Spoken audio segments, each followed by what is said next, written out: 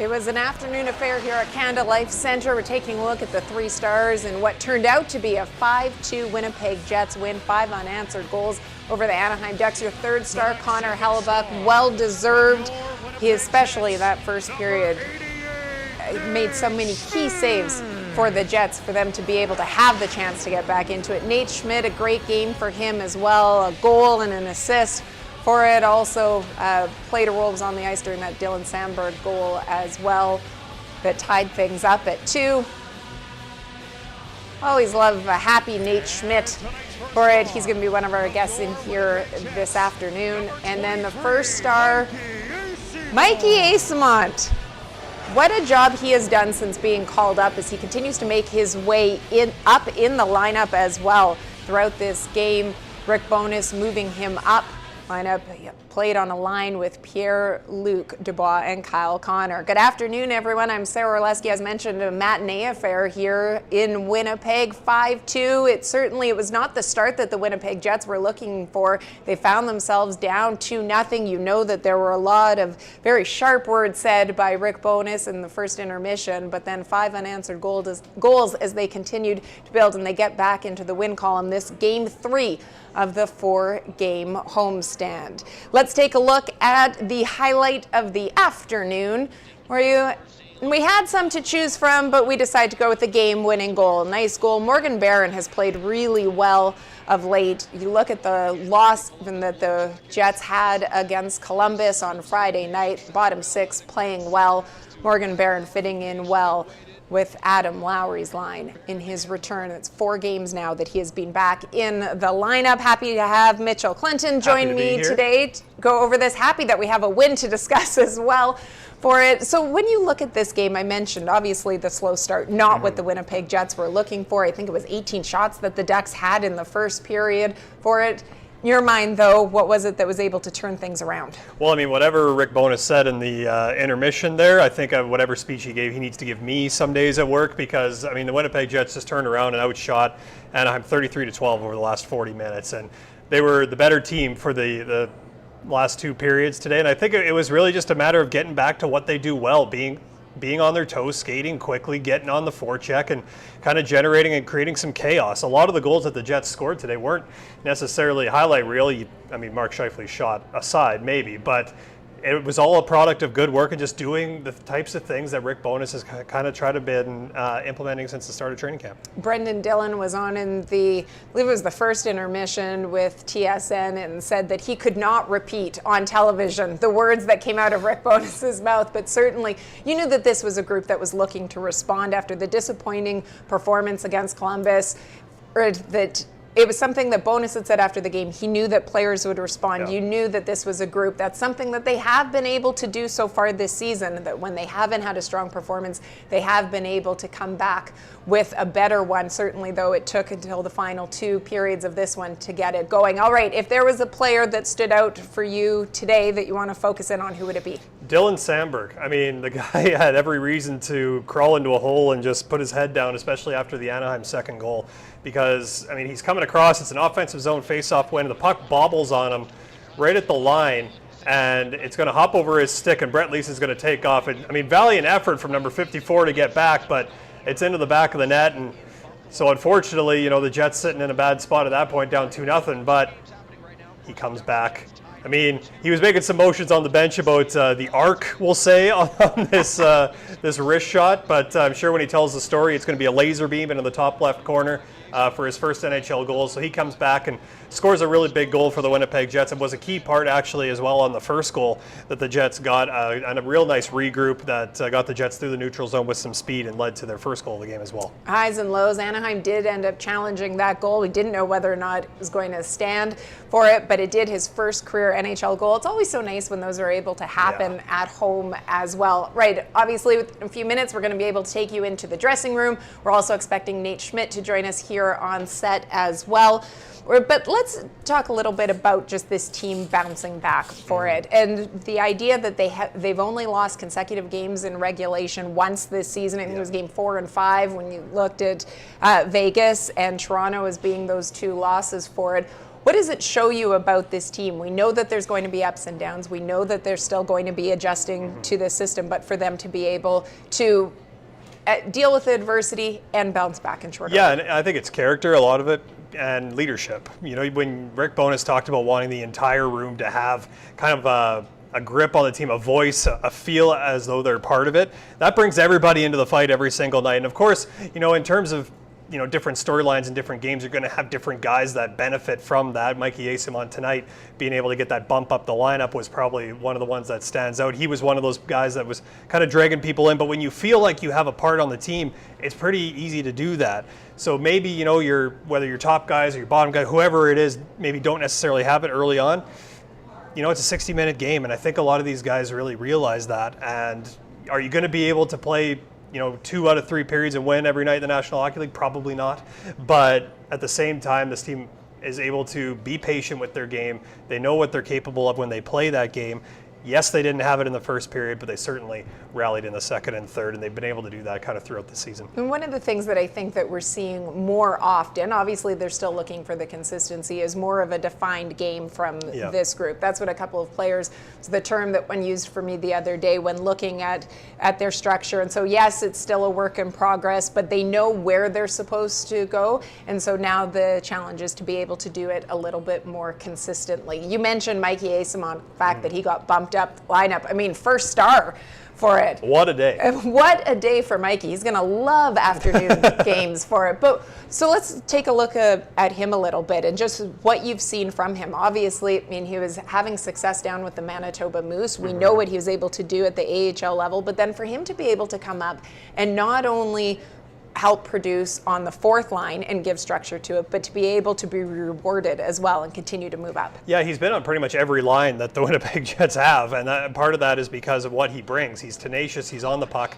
he moves up and down the lineup with ease just because of the game that he plays. He played just under 12 minutes today, but he's not afraid to go to the front of the net. He had a couple of shifts where he was taking some vicious cross checks from former Jet. I believe it was Nathan Beaulieu. Dmitry Kulikov also got a few shots in on him, but he's not afraid to go to that front of the net, the dirty areas, as the Winnipeg Jets like to say, but he's also got the speed and the skill when he gets the puck to be able to make things happen, and that's why he's going to be able to fit on a line with Pierre-Luc Dubois and Kyle Connor. He's able to bring a certain level of skill, but he's got the work ethic to go with it, that he's going to be able to go wherever the players need him to go. And he's a guy that, one thing that really stood out to me from what he's said since he's been up with the Winnipeg Jets is, I don't want to just, be in the NHL. I want to be an NHL player. I want to be a guy that fits here and stays here. So he's certainly making a great case for himself. Absolutely. You look, 11 minutes, 26 seconds of ice time today, 4 shots on net, 8 directed towards the net as well. All right, let's head into the Jets dressing room. It's not bearing very many of them just yet, so that one feel extra good given the stakes.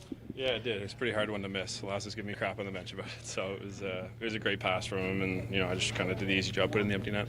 Yeah, that seemed like a play that kind of went from nothing to something in a matter of seconds, right? Started with a great kind of outlet pass at your own blue line, and yeah, I mean, Insaku made a great play at the blue line too. We kind of talked about struggling in transition a little bit through the first 2 periods, so to get one like that, a little bit of speed through the neutral zone, just make 2 quick plays, and all of a sudden it's in the back of the net. So credit to those guys; they made great passes on it. Message sent and received with the 4th and 3rd lines starting the 2nd period. Yeah, I don't know if it's so much that. I mean, we were all in here for the first period, and it wasn't the message we wanted to hear. It was they made it pretty clear, the coaching staff, something needed to change, and our effort wasn't good enough. We all knew that. So, I felt like it kind of started slowly, getting a little better in the second, and then obviously in the third we were able to tilt the ice a little bit and create some more chances. How popular was Dylan Samberg's first NHL goal in this room? Yeah, we were really happy for him. I feel like he's hit a lot of posts and crossbars and stuff on those point shots, and just to see that one go in was awesome for him, and obviously it was a huge goal for us, so it just makes it even better. Is there sort of a what's the Jeopardy, the theme music playing? You guys sitting on the bench waiting for that review to happen? It was a long one. We all thought it was a coach's challenge too, but I guess it was just the rest wanted to look at it themselves. So, usually when it's long like that, sometimes I feel like that means it's going to get overturned. But we all had the view on the iPads and stuff. It didn't look like it hit anything, and everyone on our side was pretty adamant and went straight in. So, it was a good shot. Obviously, it found its way into the back of the net, so it was big. What was said during the first and the second? Just I obviously can't give you guys all of it, but it was just, there wasn't enough intention. It wasn't intense enough from us. We're playing with enough passion in that first period, and we all knew it on the bench, on the ice, and I'm sure you guys could tell from the press box that was the case. So, we need to have better starts, and there's no games you can take for granted in this league, especially when we're fighting for position in the standings like we are. We need 2 points every night. Morgan, just one on Mikey Eastmont. He seems like a guy that just drags teammates kind of into the fight by the way he plays, and he gets the bump up today. What do you see from him? Yeah, I played with him a little bit at the end of last year there with the Moose. He's a fun guy to play with, super passionate, works really hard. One of those players who, in puck battles, he always seems like he's getting under other guys' sticks, winning battles, and, he can play up and down the lineup. He's been super effective for us playing on the third and fourth line, but I thought he was great up top with those guys tonight, created a lot of chances, and just kind of created havoc. Seems to follow him around out there, so it's good quality to have. Thanks, guys. Morgan. Always like to see Morgan Barron score. I was so disappointed. He came and spoke with me after the loss against Columbus on his birthday, no less. And I said, "Oh, it wasn't the result that you wanted, but happy birthday for it." Just a game late with that one, but great to see him as well. When you look at when we discuss the players that are moving up and down the lineup and ones that are contributing in different ways for it, he is one of them. But actually, okay. Yes. I'm setting you up for this, and you have to wait. Yeah, you have thoughts, but you can't share them yet because we're going to go back into the room. Dylan Samberg is speaking to the media. I was just looking to get the puck through and on the net, and once I got rid of it, I'm like, oh, I know that's just a little blooper. And I had a good angle of it, and I saw it go right up over everyone's head. And I saw it drop down right behind the goalie's head. So I had a feeling nobody touched it, but when they're waiting there that long, it's a little worrisome. Change up, Dylan, or? I know it was. What did they clock in at, like 110 or something like that? That was a change up. So glad it worked out. Yeah, was that one where did Mikey and I think Pierre-Luc was the other one, looked like it might have got, both the guys say they never touched it, so you felt it went straight in? Yeah, I felt like it went straight in, but when they're sitting there for 5 minutes or so, it's you begin to think about everything that could go wrong. So. Right. That was a big goal at that stage of the game too, because obviously you guys didn't like kind of where the game was at, right? That seemed to get you going. Yeah, no, Saku's goal was obviously huge as well, to start us off, and I had made a turnover there at the blue line, which cost us the second goal, and to be able to score, felt like I was kind of helpful with bringing the team back in, so it took a little weight off my shoulders, but still, the boys just stuck with it and. Came on the third period and, put him away. Yeah, on that play, it looked like, did the puck hop kind of on you? Yeah, I went to pull it, and puck did a nice hop over my stick, and it's never a good feeling when you're the last man back, so. Dylan, not to rain on your parade, but the speed gun had the velocity and shot just over your uniform number when you talk to your grandkids. Because I think Pionk had a slower one in Chicago, so I think he's got the record on the year. Dylan, sounds like. Oh man, I really like it. Sorry.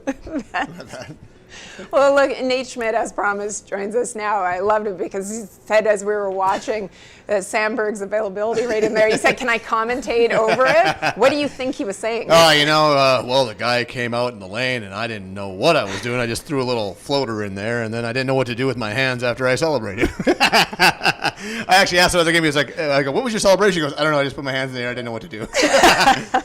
So it was great. I'm happy to see his first one. Well, absolutely. Do you remember your first goal? I do. Yeah. What was your celebration like? It was equally as bad. John Carlson when I was in Washington almost put me in the third row. It was honestly, I gotta tell you, it wasn't probably as big as that one right there to get us back in the game today. But I think he's done such a great job of getting his game to another level, and especially his last couple of weeks. I really like the way he's been going, and the way we've been playing together as a pair has been fun to kind of see our growth together as well. When you see him, he gets his first goal, especially because of, obviously, with what happened on Anaheim's second goal as well, for him to be able to bounce back with it. But you mentioned, the growth that you two are seeing as a pair for it. What for you is key when dealing or when working with a young defenseman? I think a lot of the times for me is communication. Like when I'm talking, I'm in the game. Do you struggle with that? I do. Sometimes I do. Sometimes if you're not mentally engaged in the game, you're not talking as much, you're not as sharp. I find that when we're both back there, it could be just like, hey man, I'm right here if you need me, even like in a random neutral zone forecheck where there's no pressure. It's just getting yourself into the game. I think that Sammy and I, every game, have been chatting each other up a lot more, which has been awesome. I think Arnie did a great job.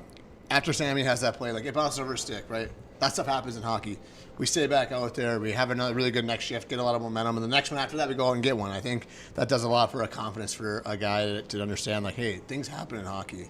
Not going to be able to be perfect all the time. I thought he did a really good job responding after that. I know that it can't be repeated what the coaching staff's message was in that first intermission, but for this group to come out and respond the way they did, I mean, the first period, not the way that you guys want. Can you put your finger on what it was with the slow start? Yeah, I think we just tiptoed into the game. Yeah. I think we just thought it was going to be an easy game. It's an afternoon game when they're coming in after a back-to-back. You think, oh, you're just going to be able to come in here and walk all over them. But yeah, still the National Hockey League, still a good team over there, and they got good players that can make you pay if we turn the puck over. So I think after the first period, it was a good wake-up call for our group. And what was the biggest difference in the style of play that you saw, or the execution? I just don't think you can go any lower than what we were to start the game. Truthfully, I liked our response. Let's just go with that. I liked the second and third period response was great. I liked how we took over the game with our forecheck and really pressured their D into making mistakes. I think that that's really kind of our bread and butter. When we're skating, we're getting on top of things. We're a lot better. When we're sitting back and waiting, that's just not our style. Yeah. Okay. Can you look ahead to Florida for me? Tuesday night here, an evening game, not one that you guys can certainly not a Matt Nate, but not Nate. It's going to be an emotional game for a lot of people, right? It's a lot of stuff. A couple coaches coming back. It's going to be one of those things too. Good team. They had a lot of success last year, and it should be a really good hockey game. I think our guys will be, especially after tonight. You know, the message after the game was, hey, great win, but let's make sure we clean that up. And I agree. Let's make sure we see that from the start. Yeah. When the puck drops. I got you. Thank you so much, as always, you. Nate. Really appreciate it when you stop by. Let's head back into the Jets dressing room.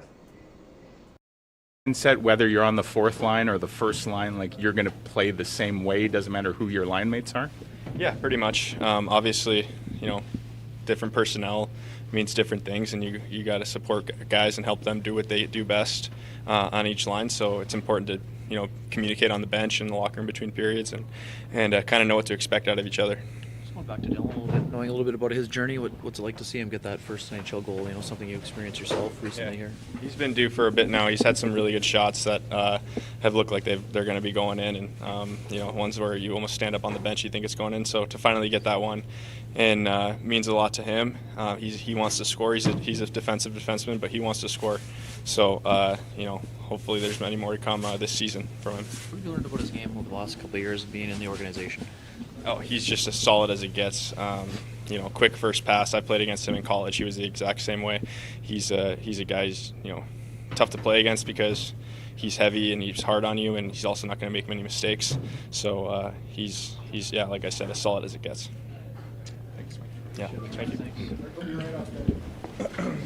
Guys, come back. All right, so we're going to go back because I was teeing you up to talk a little bit about Morgan Barron, but we've also heard from Nate Schmidt. He obviously had a tremendous amount of enthusiasm, as only Nate can. So I really need you to bring it with this answer. I do. I must say. Right, let's take some inspiration from it. Right, but I was asking you about Morgan Barron, and just one of those players that has also moved up and down the lineup, fourth game back from his injury as well, and just to be able to see a player like him contribute in whichever way it is that he's being utilized. Yeah, absolutely, and it's a big goal for his team when they needed it, but I thought throughout the game, especially on the penalty killers, and I felt Connor Hellebuck, especially in the first, let's say 25, 30 minutes of this hockey game, were a big reason why the Winnipeg Jets were where they were and able to come back. And Morgan Barron's a huge part of the penalty kill, usually one of the first forwards that hops the boards with Adam Lowry. So they go out there, 2 big kills, especially early on in the hockey game, to be able to keep the Winnipeg Jets in it. So he brings that element, something that's important there. And then at 5-on-5, you just take a look at him. He's huge. He's 6'3", he looks me in the eye. I'm 6'4", but he's, clearly far more athletic than I'll ever be. But anyway, he comes out there and just plays a game that I think really suits what this Winnipeg Jets team wants to be. You know, like he's creative. He can go to the net. He can make these plays, sure, but he can be physical. He can create opportunities for his team below the goal line. He's absolutely an absolute handful for the opposition. So, like, he reads this play that leads to this goal perfectly. Like, he knows he's got to get through that center lane to be able to open up that seam that Menelainen hits to Lowry. And by going through that center lane, gets to that back post, Lowry's got an option to be able to hit him with that really nice backdoor pass, and then it's in the back of the net. The Winnipeg Jets do a really good job of closing the game out after that as well. You mentioned in the role that he plays on the penalty kill. Special teams has been a topic certainly around these parts throughout the entire season, but in the last couple of games as well. The penalty kill has been special. Yes. It's ranked 4th in the league and has done a good job. The power play, not so much. Again, I know that Nate Schmidt's goal was a power play goal, but I mean, that's at the very end of the game as well for it. Let's take a look at Rick Bowness's comments, actually, that came after the game against the Blue Jackets, which that power play could have turned the game around for us, and they didn't. It didn't execute it as a statement. This was talking about putting the second power play unit out instead of the first unit for it. If you're not going to work, you're not going to go back out. This is a power play that at times we have seen, obviously, them have success with, but struggles. And you look at the numbers, it certainly helps influence wins versus losses. Take a look at the power play in their wins, and again, I mean, 1 for 4 today, but they're ranked 16th, and it's around 28% that it's operating at. In losses, they are ranked 32nd, last in the NHL. It's about 4.8% is what their power play produces, and it is such a key element for them, and yet, and we see so much talent, and it struggles. Well, and part of it is, you don't have Nikolai Ehlers, which is a big part of it as well. But yeah, like you said, there's a whole lot of talent on there. Usually it translates from the 5-on-4 to the 5-on-5. In losses, sometimes your 5-on-5 game's not really that good, so it's a little bit hard to have the power play going at the same time. But certainly something the Jets will want to work on. Absolutely. All right, let's head into the Matt Frost Center and hear from head coach Rick Bowness. For the team, bad for the team? What do you take away? Because you didn't look happy in the first. Good or bad, I would even look at it that way. I'd look, it's just not right to start a game like that. Listen, I'm the head coach, so I'm responsible for the way we start and getting our team prepared. So that starts with me. The second thing is I'm not a babysitter. These guys are men, they're professionals, and they're paid to show up ready to go to work. My job is to make that happen.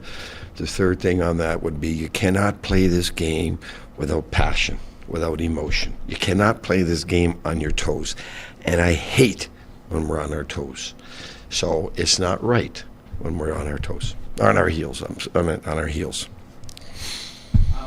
Is it somewhat, or do you take pleasure or pride in the fact that it's kind of the grinders on this team that ground your way back into this game? Yeah, listen, those guys, I think we all knew we had a bad first period, so the whole team kind of responded. But someone's got to take charge out there and get us going and put some emotion and put some passion back in the game. And it's usually those guys that do it. So they did a great job for us tonight. And again, Connor was outstanding in the net. He did his job. He gave us a chance to get our feet going, get ourselves back into the game. So it started with our goalie. Without him in the first, we're probably behind worse than that. So it starts with him, but then it starts with the bottom six. Let's get some passion here. Let's get some emotion. Let's get playing hockey.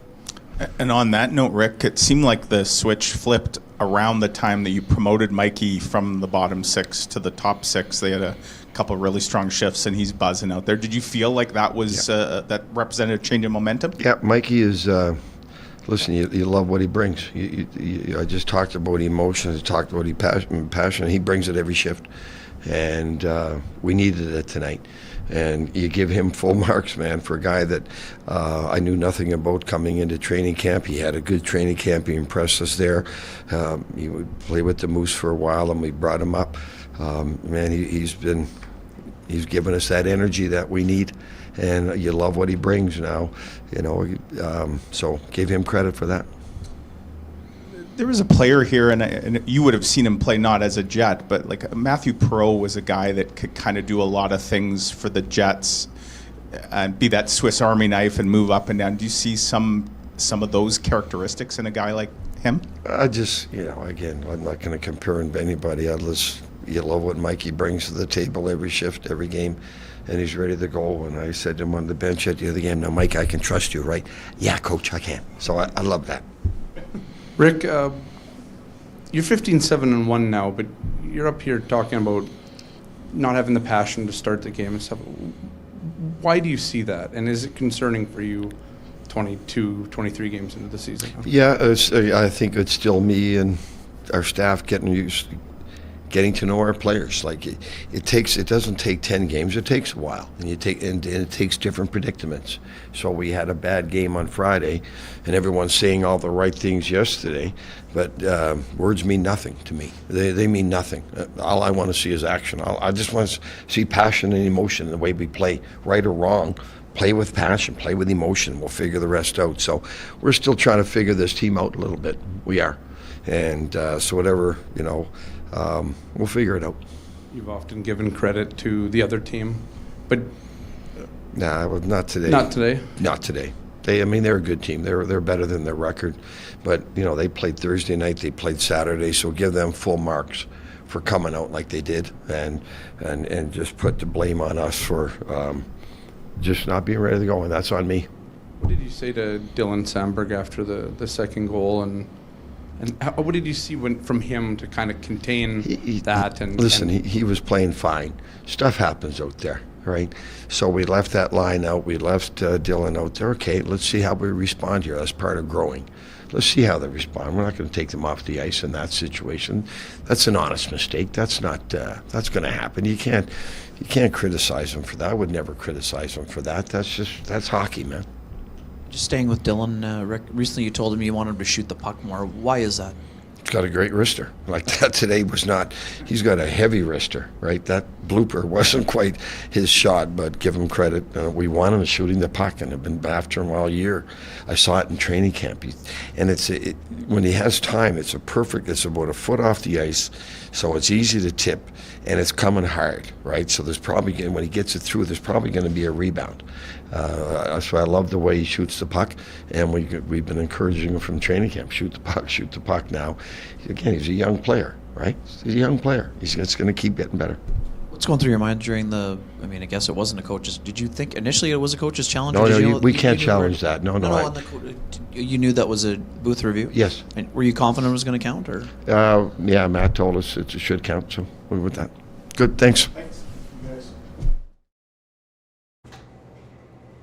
One of the things that I love about Rick, and I'm sure that we pretty much say it after every post-game win or loss, is just the honesty that he has. He said after practice yesterday, I'm not afraid to was telling players, I'm not afraid to tell them what they don't want to hear regardless of the time. And right there, he said he took responsibility as the head coach, that the fact that they weren't ready for it, but also saying, look, these are grown men. I'm not a babysitter for them. I think that while the systems, if you know what you're supposed to be doing, as an adult, you don't need, in theory, to have someone get you hyped up, a coach get you hyped up for the game. There's usually there's a little bit of a here we go before we go on the ice kind of thing. But as professional athletes, and I'm sure they would all say the same thing, right? Like that's something that they take a lot of pride in, preparing themselves. Preparation is one of the things that they can control for a game, and players like things that they can control, right? They try to stay in that kind of bubble, and clearly weren't able to get themselves quite at the level that they would expect out of themselves today, but got the win. Looking for some more passion in the next game. Let's take a look at what the next game is. It's coming up on Tuesday. It is the Canadian Armed Forces night for it, and they're playing the Florida Panthers. You take a look at the Florida Panthers, some fast facts on them. Obviously, the return of Paul Maurice, a lot of people are going to be talking about that. Former Winnipeg Jets head coach returning for the first time with his new team, Matthew Tkachuk. Small amount of history. Small amount of history with this group as well. You look at the job that he's been doing of late down in Florida. Obviously, he's off to a great start down with his new team. They're 2-1-2. They're coming in off of the win against the Seattle Kraken. It was a 5-1 win, I believe, on Friday night, Saturday night? What day of the week are we? I'm not even sure. First of the two meetings. These two teams will meet again on March 11th down in Florida. All right, that is it for us. You will see us back here again Tuesday night. Mentioned with the Florida Panthers in town, Canadian Armed Forces Night, always a special night here to recognize the work of the men and the women and the job that they do. Always an emotional night here within Canada Life Centre. We look forward to seeing you then. This is the Winnipeg Jets Postgame Show presented by Budweiser.